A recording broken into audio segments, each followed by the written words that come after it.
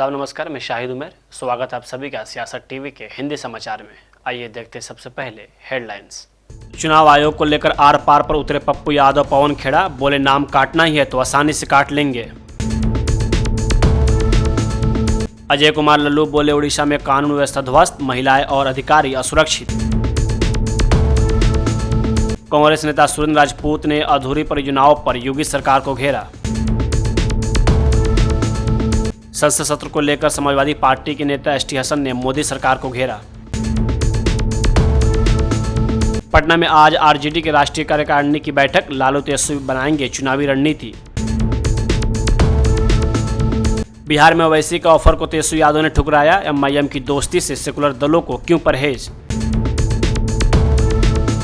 करीब 1.5 साल बाद इजरायल को बड़ी राहत, हथियार डालने जा रहे हमास के लड़ाके। अब समाचार विस्तार से। कांग्रेस नेता पवन खेड़ा ने चुनाव आयोग द्वारा बिहार में मतदाता सूची के विशेष गहन पुनरीक्षण पर कहा कि जब आपको नाम काटना ही है तो आसानी से काट लेंगे। उसमें क्या है, काम मुश्किल तब होगा जब आपकी नीयत साफ होगी। 2003 में बिहार में जब यही पुनरीक्षण हुआ था तब 1 साल की समय लगा था। अब आप केवल 25 दिनों में इस प्रक्रिया को पूर्ण कर लेंगे तो आपकी नियत तो यही है कि केवल नाम काटने हैं, कागजों की जांच नहीं करनी है। और आपको तो मालूम ही है कि किस वर्ग के नाम काटने हैं। हमारे पास तमाम विकल्प सड़क से लेकर संसद तक खुले हैं और इस देश की किसी एक संस्था की दादागिरी नहीं चल सकती। भाई जब आपको काटना ही है तो स्मूथली काट लेंगे, उसमें क्या है। मुश्किल काम होता है जब आपकी नीयत साफ होती है। 1 साल लगा था 2003 में जब यही एक्सरसाइज हुई थी बिहार में। 2003 से 2004 1 साल में आपको बिहार का आप कर पाए। अब आप 1 महीने टोटल 25 दिन में कर लेंगे। तो आपकी नीयत यही है ना कि आपको नाम काटने हैं, जांच नहीं करनी कागजों की। आपको तो मालूम है किस किस वर्ग के नाम काटने हैं।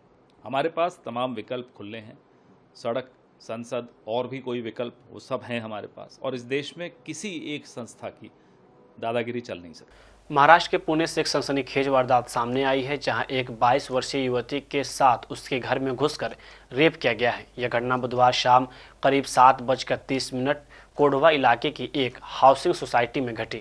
युवती उस वक्त घर में अकेले थी जब एक व्यक्ति डिलीवरी बॉय बनकर दरवाजे पर पहुंच गया और खुद को कोरियर एजेंट बताया। उसके बैंक से लिफाफा देने की बात कही और जैसे ही युवती अंदर जाकर ओटीपी या पिन लाने गई, आरोपी ने दरवाजा बंद कर दिया और वारदात को अंजाम दिया।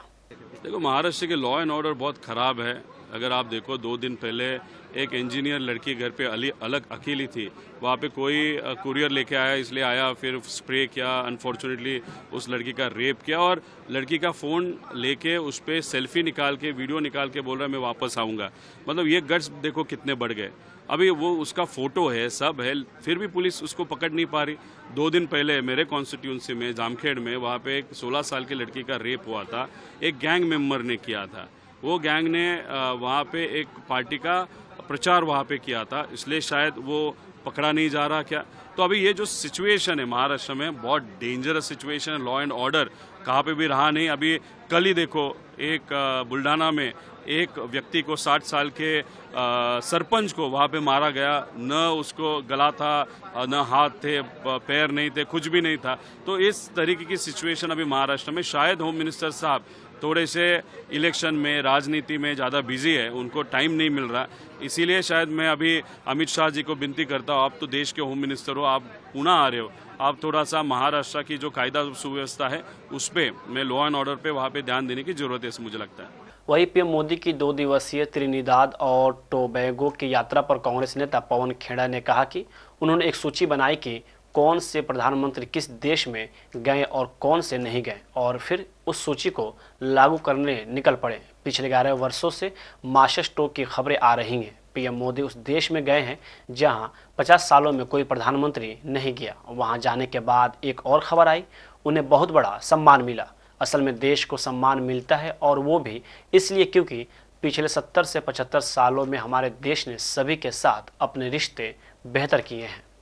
मुझे लगता है 2012 से 14 इन्होंने सिर्फ यही काम किया, लिस्ट बनाई कि कौन कौन से प्रधानमंत्री किस किस देश गए और किस किस देश नहीं गए, फिर उस लिस्ट पे अमल करने निकले हैं। पिछले 11 साल से खबर आती है मास्टर स्ट्रोक, प्रधानमंत्री ऐसे देश गए जहां 50 साल से कोई नहीं गया। अरे साहब, और वहां जाकर फिर एक और खबर आती है, बड़ा ऑनर मिल गया साहब उनको। देश को ऑनर मिलता है, और इस देश को ऑनर इसलिए मिलता है क्योंकि पिछले 70-75 साल में इस देश ने अपने संबंध सबसे इतने अच्छे किए कि आज मोदी जी जो सोचते हैं कि उनको ऑनर मिल रहा है, ये उनको नहीं मिलता है, ये अवार्ड देश को मिल रहा होता है। इसलिए इन्हें ये समझ लेना चाहिए, Modi is not the country.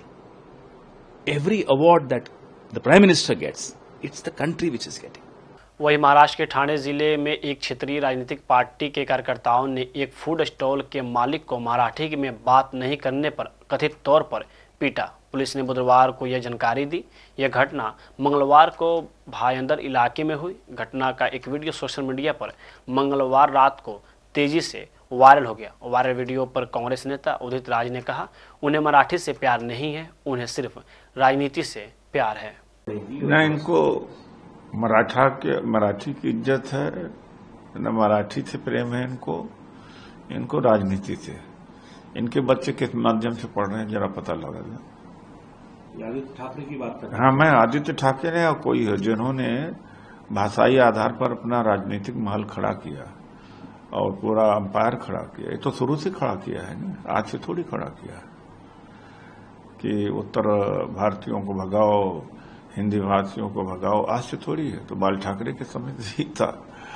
तो लेकिन अगर देखा जाए तो इनके बच्चे मराठी माध्यम से स्कूल में जा रहे हैं क्या?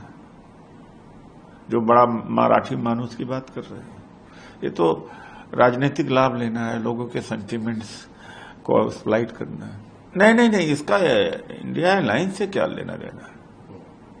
राजनीतिक अलायंस अलग बात है, लेकिन मैं ये सच्चाई बता रहा हूं, यथार्थता बता रहा हूं कि इनके घर के या इनके रिश्तेदार अगर पता लगा तो इनके बच्चे किस भाषा में पढ़ रहे हैं, तो वो राजनीति से लेना देना नहीं। मेरा ये कहने का मतलब इनका शुरू से ही ऐसा रहा है। मतलब ये पूरा अंपायर ही जो खड़ा किया है, इसी आधार पर खड़ा किया था ना। तो राजनीतिक अलायंस अलग है, हमारा है और रहेगा, कोई इसमें आलोचना करने की बात नहीं। लेकिन सच्चाई तो यही है। और यही नहीं, ये जो पैराडॉक्स है या जो दोहरा चरित्र है, भारतीय जनता पार्टी में देख लीजिए। वो कहेंगे संस्कृत में पढ़ो, हिंदी पढ़ो, अपने संस्कार, अपने मातृभूमि से प्यार करो। इनके बच्चे सब विदेश में सेटल हो रहे हैं, विदेश में के यूनिवर्सिटी में पढ़ते हैं। इन्हें कोई देश से कोई लेना देना नहीं है क्या? डोभाल का बेटा हो, जयशंकर का बेटा हो, और सबसे ज्यादा यही आगे चल करके कि अपनी मातृभूमि, हमारी मातृभूमि के लिए जान दे देंगे और अपनी संस्कृति, अपनी भाषा, अपने संस्कार के लिए कुछ भी कर देंगे, लेकिन करेंगे कुछ नहीं। कांग्रेस नेता अजय कुमार लल्लू ने ओडिशा में कानून व्यवस्था को लेकर कहा कि ओडिशा में महिलाएं और अधिकारी दोनों ही सुरक्षित नहीं हैं। सोनपुर में आज फिर एक सामूहिक बलात्कार की घटना सामने आई है, जबकि कल 2 लड़कियों के साथ भी यही हुआ। एक वरिष्ठ अधिकारी को लात घूसों और जूतों से पीटा गया। ये महिलाएं कानून व्यवस्था पर गंभीर सवाल उठाती हैं। उड़ीसा राज्य में पहले तो महिलाएं सुरक्षित नहीं है। अभी आज भी एक सोनपुर में गैंगरेप हुआ है। कल 2 लड़कियों के साथ गैंगरेप का मामला आया था। जहां इस प्रदेश में महिलाएं सुरक्षित नहीं, वहां अधिकारी भी सुरक्षित नहीं है। जिस तरह का कृत्य किया गया, एक व्यक्ति जो सर्वोच्च पद पर अधिकारी था, उसे घसीटकर म्युनिसिपालिटी के अधिकारी को घसीटकर लात जूतों से मारा गया। आरोप भी स्पष्ट है, किसके इशारे पर मारा गया, किसके कहने पर मारा गया, यह भी स्पष्ट है। सारे आईएएस अधिकारी धरने पर बैठे हुए हैं, कोई सारे काम ठप है। और जिस राज्य में खुद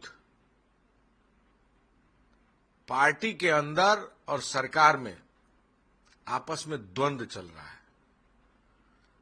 जहां लोकहित, जनहित और जन भावनाओं का सम्मान नहीं, मैं समझता हूं कि ऐसा राज जंगल राज में तब्दील हो गया है। 2 गुट है, वो एक दूसरे पर आरोप प्रत्यारोप लगा रहा है। सांसद का कुछ और आरोप है, मंत्री का कुछ और आरोप है, मुख्यमंत्री का कोई और आरोप है। तो जो ये अलग अलग बयान आ रहा है, निश्चित तौर से उड़ीसा राज्य को भगवान जगन्नाथ ही बचाए। न सरकार है, न शासन है, न सत्ता है। जंगल राज में उड़ीसा तब्दील हो चुका है।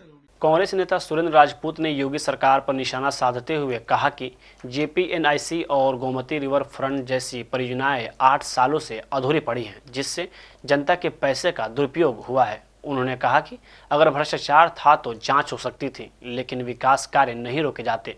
कांवड़ यात्रा के दौरान प्रसाद खरीदने वालों की पहचान की जांच पर भी उन्होंने सवाल उठाए और सरकार की तुलना सोमालिया सरकार से की।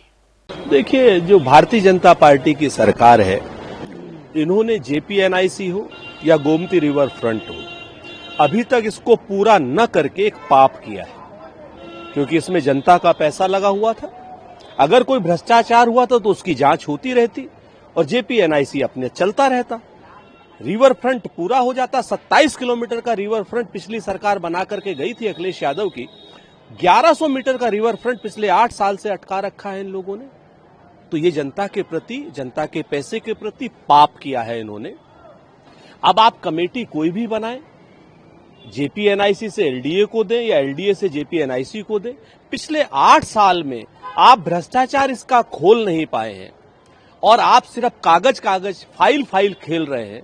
तो ये कहीं ना कहीं आपकी अकर्मण्यता की, भारतीय जनता पार्टी की अकर्मण्यता की पराकाष्ठा है, जुमलेबाजी की पराकाष्ठा है कि कहीं ना कहीं जनता के पैसे का जितना दुरुपयोग भारतीय जनता पार्टी कर सकती थी वो कर रही है। मैं तो कहता हूं कि पिछली सरकार ने क्या किया क्या नहीं किया, लेकिन इस सरकार ने महापाप किया और महाभ्रष्टाचार किया है जेपीएनआईसी को और गोमती रिवर फ्रंट को अभी तक पूरा न करके। इसकी जांच कौन करेगा? भारतीय जनता पार्टी वालों, शर्म नहीं आती है आपको? आपकी सरकार को सोमालिया की सरकार बनाया जा रहा है आप ही के अनुषंगिक संगठनों के द्वारा।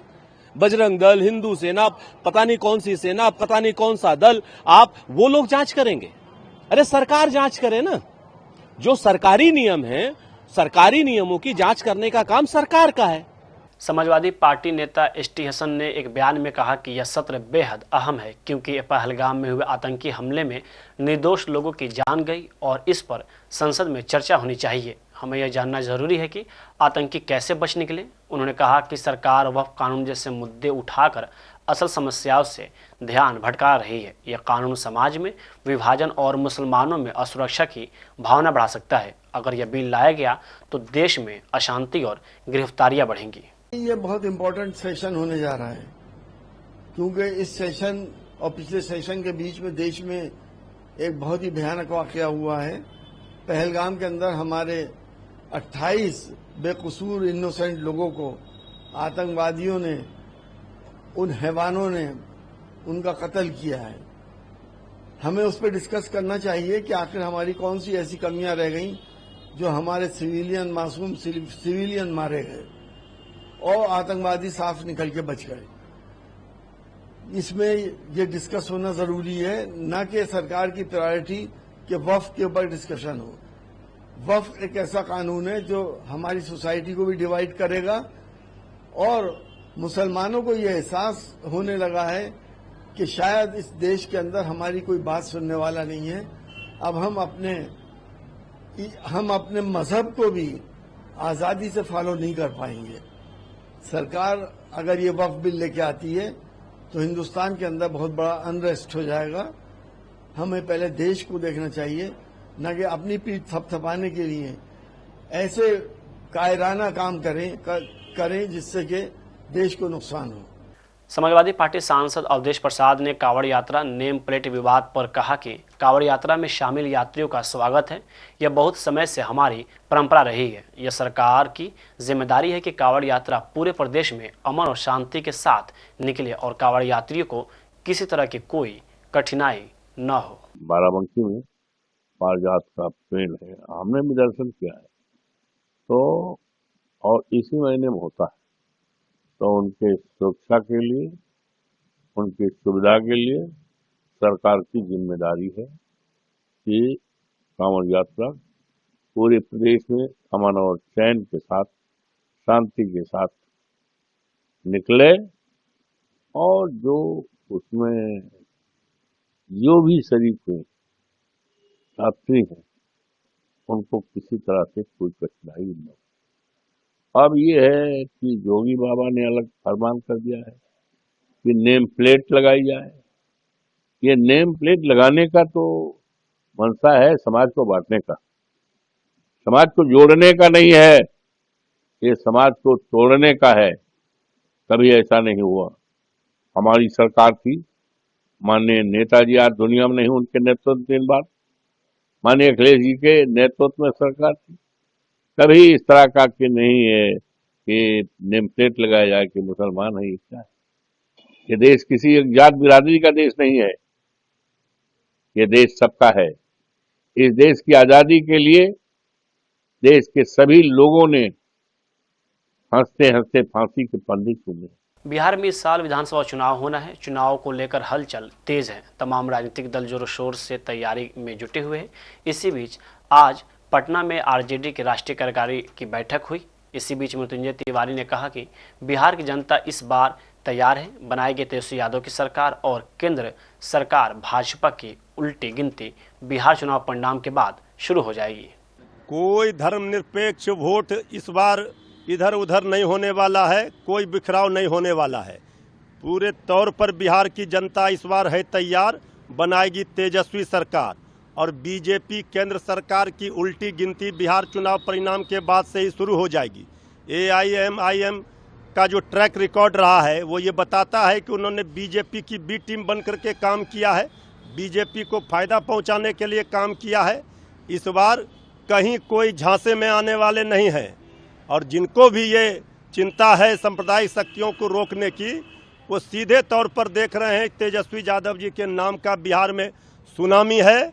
इसमें कोई बाधा डालना चाहेगा, इस बार जनता उनके भ्रम में नहीं आएगी, कोई मुगालते में ना रहे। बाकी निर्णय तो आदरणीय लालू प्रसाद जी श्री तेजस्वी यादव जी को लेना है, लेकिन किसी का अगर ट्रैक रिकॉर्ड ये रहा है कि वो बीजेपी के लिए काम करते हैं, बीजेपी को फायदा पहुंचाते हैं, तो इस पर तो बहुत सोचना होगा।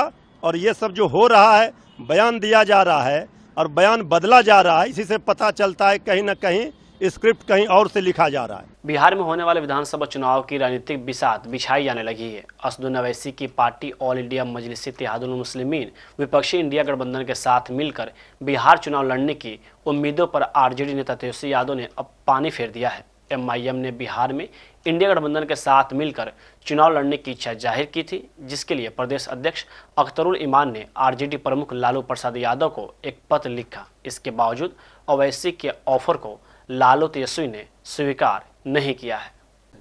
देखिए, मैं एक ही बात कहूंगा, ओवैसी साहब मूलतः में उनका बेस हैदराबाद में है।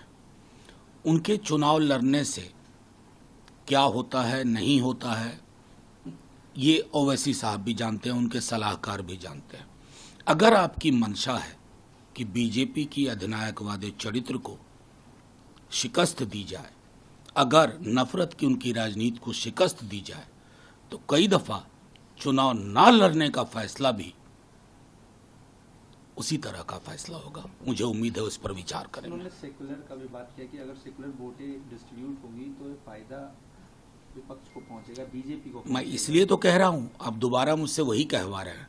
कई बार चुनाव में ऐसे क्षण आते हैं जब आपका ना लड़ने का फैसला तेजस्वी जी के नेतृत्व में पूरे महागठबंधन को, मैं समझता हूं कि आप उस संदर्भ में सोचिए कि महागठबंधन ने एक लंबी लकीर तेजस्वी जी ने खींच दी है।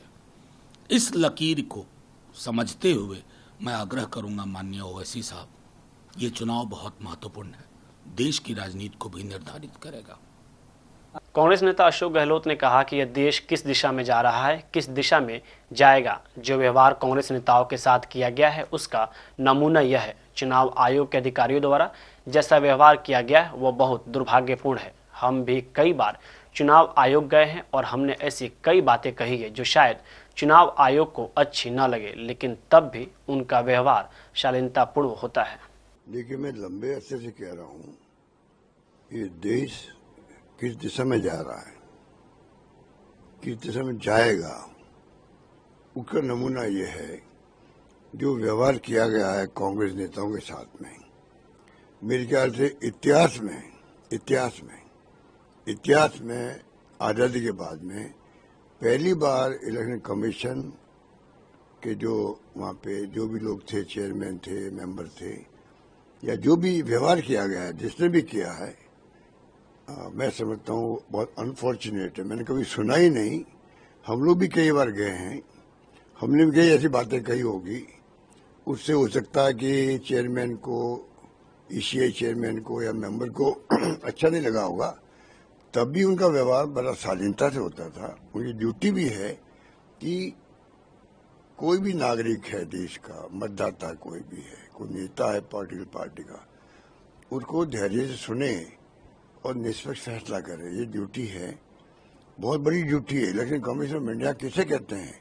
जिसके ऊपर पूरा चुनाव डिपेंड करता है, बहुत बड़ी संस्था है, बहुत क्रेडिबल संस्था है।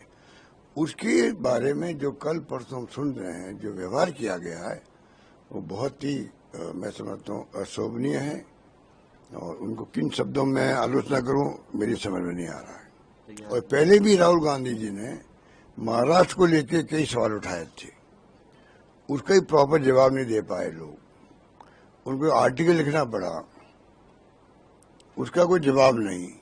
तो ये व्यवहार इलेक्शन कमीशन के पार्ट पर किसी भी ढंग से उचित नहीं कहा जा सकता। मेरे ख्याल से इसका रिएक्शन पूरे देश के अंदर है, और बहुत भयंकर रिएक्शन है, बहुत भयंकर रिएक्शन। तो इस प्रकार का व्यवहार तो मैंने कभी सुना नहीं किसी के डेलीगेशन जो विपक्ष का हो, इंडिया गठबंधन का हो, ऐसा व्यवहार तो मैंने कभी सुना ही नहीं। ये पहली बार मैं सुन रहा हूँ। आप सोच सकते हो कि देश कहाँ जा रहा है, कैसे जाएगा? सब दबाव में काम करे देश के अंदर। वही गाजा में करीब 1.5 साल से जारी खूनी संघर्ष को खत्म करने के लिए अब हमास कुछ लचीलापन दिखा रहा है। ये इजरायल के लिए राहत भरी खबर मानी जा रही है।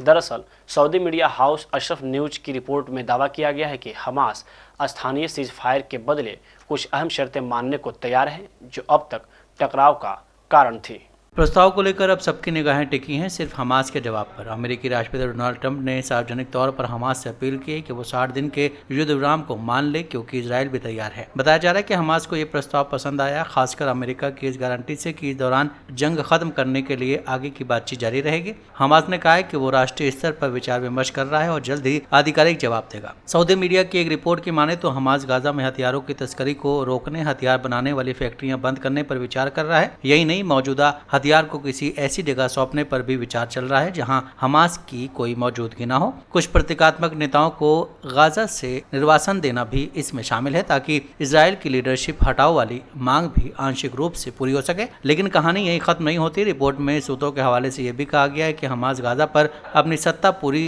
तरह नहीं छोड़ना चाहता है। इजरायल साफ कह चुका है कि हमास को गाजा में प्रशासन में कोई भूमिका नहीं दी जाएगी, लेकिन हमास मानता है कि गाजा की जमीनी हकीकत और समाज की नब्ज वही सबसे अच्छी तरह समझता है, इसलिए सुरक्षा और कानून व्यवस्था पर उसका नियंत्रण बना रहना है। हिंदी समाचार यहीं समाप्त होता है। मुझे दे इजाजत। बाकी खबरों के लिए बने रहें सियासत टीवी के साथ।